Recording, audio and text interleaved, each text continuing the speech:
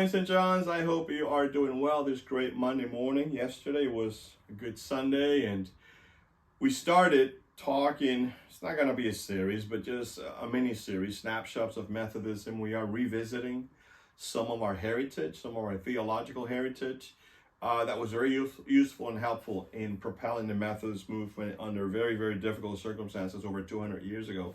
So we felt led as leaders to go back to some of that because I think those things have been neglected. So it's always great to talk about that. And yesterday, the topic within that was sharing our faith and really more precisely sharing our stories. We have a story to tell that only we know because it's our story. Maybe you may not be the only person who knows the story, but it's our story. And God is asking you to share that story. It's okay to share someone else's story. We share the Bible and we've been blessed by that. But there's a world out there desperate to hear what God is doing in your life. The positive, the great things. God never does anything wrong in our lives. The great things God is doing in our lives. Things that may propel someone from hopelessness to hope, from lack of peace to peace, from turmoil to love and to order.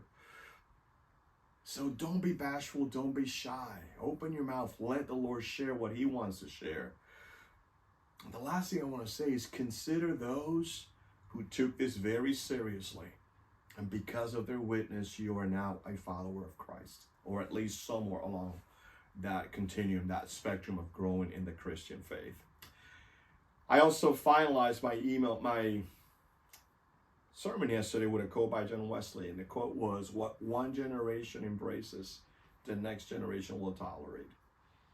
We pass on a church to our next generation that doesn't care about sharing the faith, we will not have a church very long, and that causes us to be concerned. I know it does to you too. So go out this week, share your story, one story. What has God done for you lately? What has God done for you in the last few weeks, last few days? Do it in the name of Christ, and you'll be amazed as to what God does. Until Sunday, be strong. Do great things. God is for you. God bless you. I'm glad we can get to do this together. Talk to you soon. Bye-bye.